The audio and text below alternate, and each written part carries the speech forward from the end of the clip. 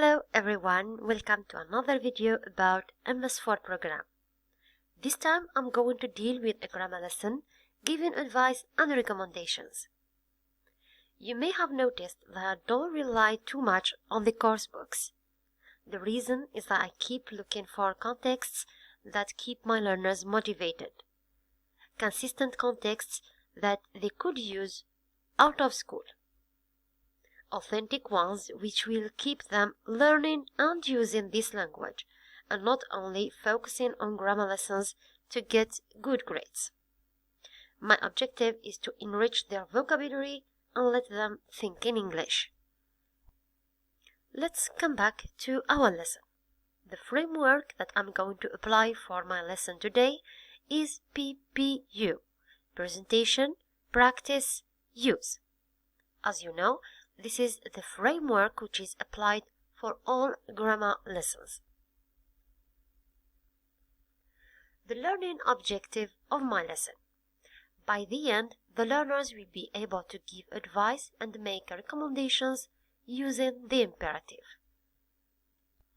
Talking about the imperative, the learners have been dealt with in MS2. This will make things easier while representing it. Let's start with the warming up. Ask your learners to think about 3 things that make them happy. Family, walking on the beach, eating food, and so on.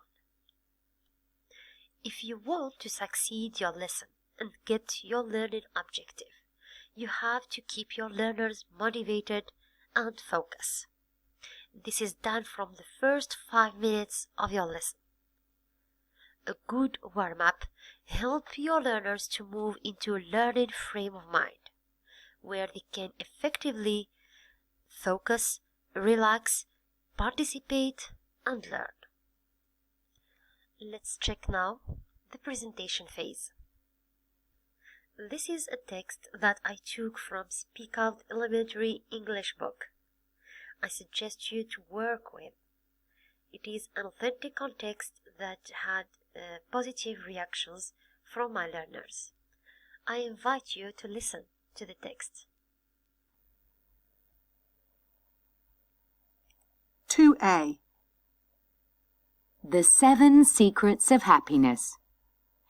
Everyone has a different idea of what happiness is, but most of us want to be happier. So, what can we learn from looking at the habits of happy people? Here are 7 things to make you happy. 1. Sleep more. Most people don't sleep enough. If you want to feel good about life, then try to sleep for at least 7 hours a night. 2. Do some exercise. You don't need to run for 20 kilometers or go to the gym every night, but a small amount of exercise will help you feel happy. Go for a short 10 to 15 minute walk somewhere beautiful. It wakes up your brain. 3. Give to others. Research shows that giving money or time to help others makes you feel happier. Buying someone an unexpected present or spending some time doing voluntary work will give you a feeling of joy. 4. Be interested.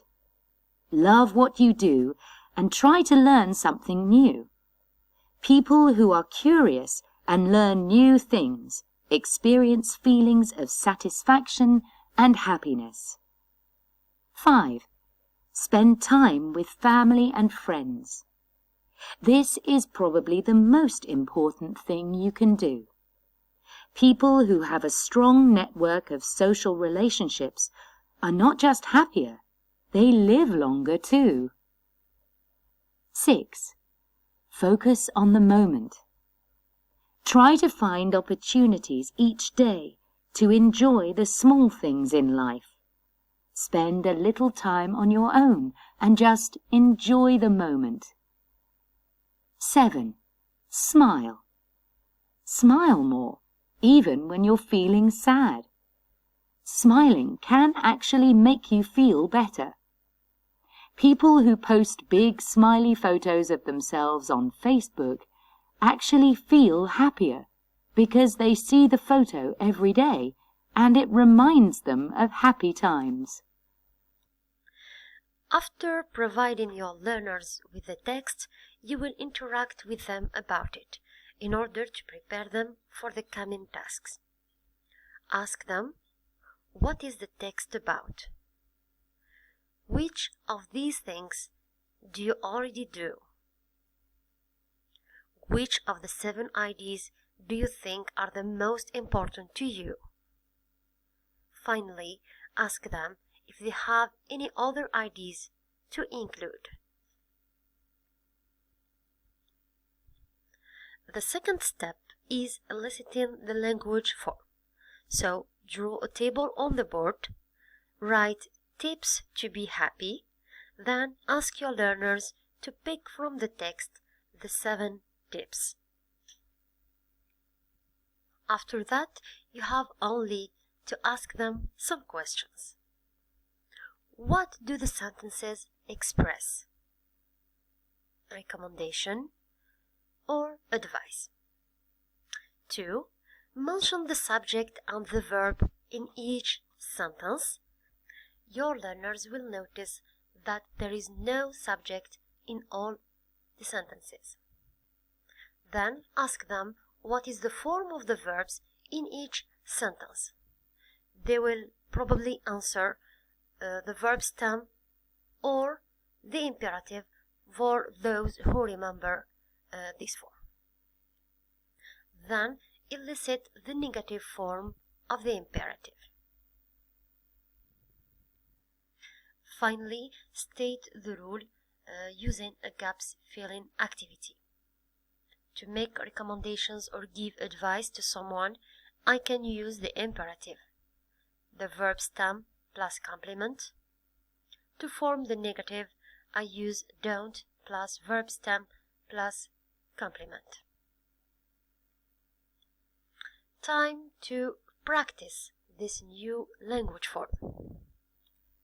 Task 1. I write the correct form of the verbs. Sentence 1. To have courage and clear goals, then you will win over life. 2. Life is hard, but not let it defeat you. 3. To criticize yourself and not be ashamed to admit a truth you have come to realize. 4. Not be obstinate about your opinions. To listen to others too. 5. Not stop learning and studying. Then, to learn to love your work. Let's move to task 2, where you are going to check your learners' assimilation about the use of the imperative. The task is on the course book, page 114. Task 6.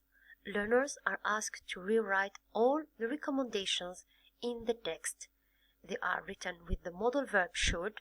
They are going to rewrite them using the imperative. Let's move now to the last phase of our lesson, which is the use phase. In pairs, write some advice about how people can protect their homes from theft. Then decide which piece of advice is the most useful. I think this task really serves the topic of the sequence, which is related to community and citizenship. These are some answers that I got from my learners.